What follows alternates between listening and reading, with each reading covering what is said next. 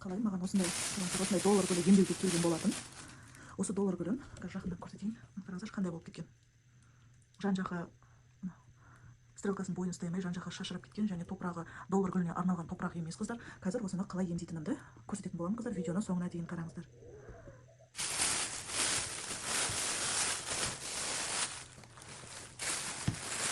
Қараңыздар, топырағы өте құнарсызданып кеткен, қоспалары жоқ қыздар. Және тағы да бір айтып өтетін жайт, қарасаңыздар, мына горшогы үлкен. Доллар гүлі өте тар горшокты жақсы көреді қыздар. Айтып мен жалықпаймын, менің барлық видеоларымда қарасаңыздар, доллар гүлі суккулент сортына жатады. Ол топырақта тұрып қалған ылғалдылықты ұната бермейді. Егер де сіздер осындай үлкен горшокты таңдайтын болсаңыздар, бұған көп топырақ кетеді. Ал су құйған кезде сол топырақтың барлығы ылғалдылықты бойына сіңіреді. Және осы тамыры тұрған, картошкасы тұрған жерлер ғана ылғалдылығы сіңіріледі да гүлге, қалған топырақтағы тұрып қалады. Сол себепті де картошкасы тамыры шіри бастайды қыздар. Және де тағы да бір айтып өтетін мәселе, тар горшокта бұл доллар гүлі картошка өсіреді қыздар. Ал үлкен горшокта тек қана тамыр өсіреді. Ал мынандай стрелкалары, мынандай жапырақтары қыздар картошкадан шығады, тамырдан емес. Сол себепті де қыздар гүлдерді доллар гүлін, именно доллар гүлін өте тар горшокқа отырғызғандарыңыз дұрыс. Қазір мен тамырын босатып, топырағын барлығын ашып сіздерге көрсететін боламын. Видеоны соңына дейін қараңыздар қыздар.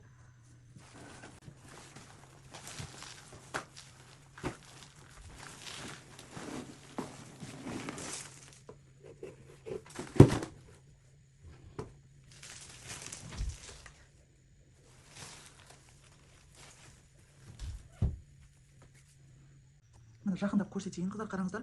Мына топырақ өте көп, және мына тамырлары шіріп кеткен. Көрдіңіздер ма?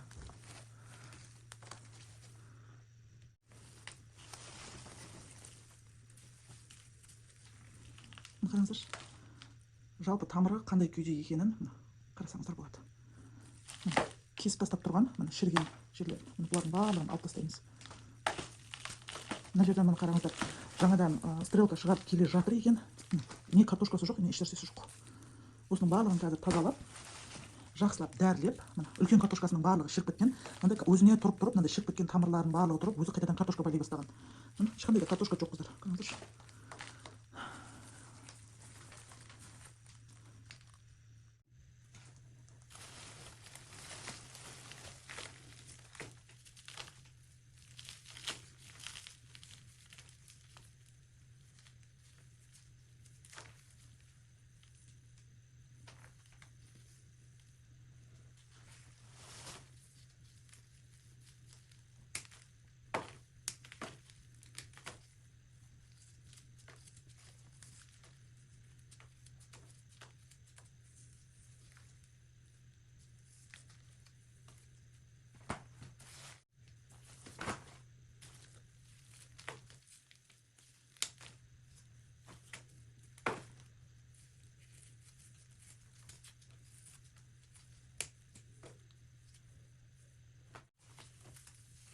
Мына жерде қыздар жарамайтындарын барлығын алып тастап жатырмын. Және доллар гүлі суды жақсы көрмейді деген көп адамның қателігін бұл кісі де жіберген. Қараңыздар. Егер де доллар гүлін қатты құрғатып жіберетін болсаңыздар, осындай стрелкасы әжімденіп кетеді. Себебі доллар гүлі толық топырағын кепкенге дейін су бермейміз қыздар, кептіреміз, содан кейін барып жақсылап тойғанынша су береміз. Бұл доллар гүлі бойына мынандай қара қылып бойына ылғалдылықты сіңіріп алады. Содан кейін топырағы кепкеннен кейін осы бойындағы ылғалдылықты жарата бастайды. Егер де ары қарай да сіз топырағын кептіріп су құймайтын болсаңыздар, бойындағы ылғалдылықты жаратып келіп осындай әжімденіп сығылып кетеді қыздар. Қараңыздар.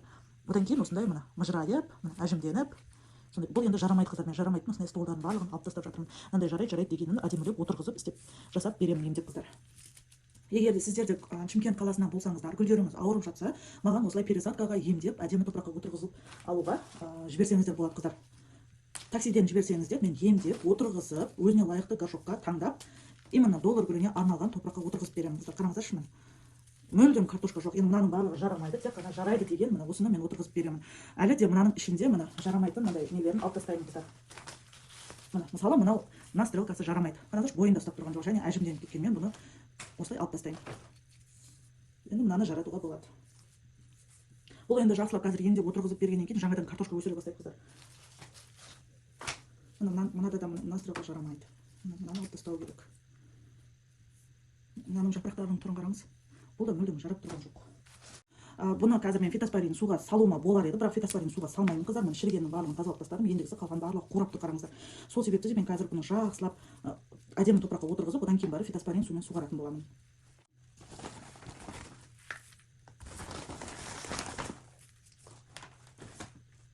Қыздар, мына жерде мен именно доллар гүліне арналған топырақты дайындап отырмын. Қараңыздар, древесный угольді келесіде тамыры шіріп кетпес үшін, топырағында бактериальный аурулар, бактериялар туындамас үшін, залалсыздандырып тұру үшін топыраққа қосылады қыздар.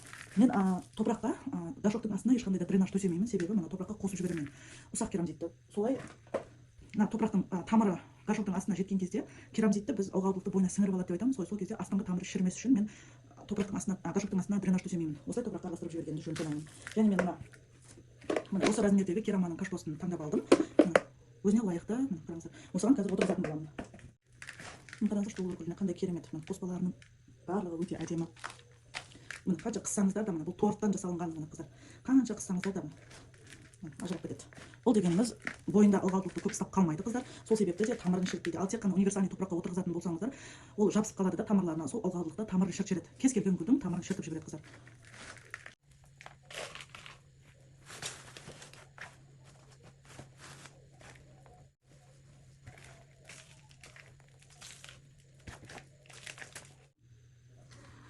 Мінекей қыздар, мен 1 литр жылы суымды дайындап алдым. Осы жылы суға фитоспоринді қосып, жақсылап шайқап суғаратын боламын қыздар.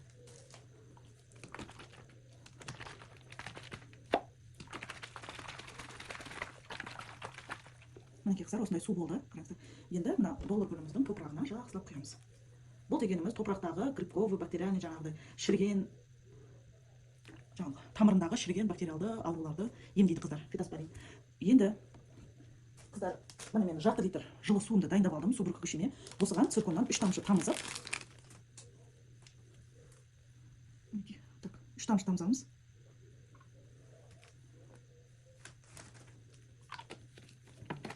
Жақсылап шайқағанда осылай көпіру керек. Бұл циркон дегеніміз антистресс қыздар. Кез келген гүл пересадка жасағаннан кейін міндетті түрде стресс алады. Осылай су бүркіп цирконымызды шашып шығамыз. Енді бұл доллар гүлі 2 аптаның ішінде өз-өзіне келіп бойын ұстауға тиіс.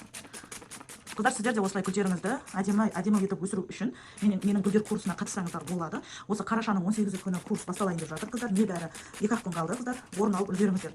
Ол үшін маған WhatsApp-қа жазсаңыздар болады. Мен экранға WhatsApp номерімді қалдырып кетемін. Кез келген гүлдеріңіздің керек заттарына тапсырыс берсеңіздер болады. Барлық Қазақстан бойынша жеткізу бар. Гүлдеріңізге не жетіспей тұр, соның барлығына гүлдеріңізге қарап отырып фотосын жіберсеңіздер, мен таңдап беремін қыздар.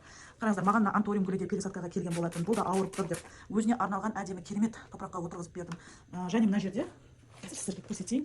Мына жерде мына 2 женский счастье гүлі. Қараңыздар, бұлар да емдеуге келген болатын қыздар. Мына цирконмен жақсылап су бүркіп қояйын. Және де осы доллар гүлінің егесі мына доллар гүлімді де отырғызып беріңіз деп сұранған болатын. Қараңыздар, өте керемет гигант доллар гүлі.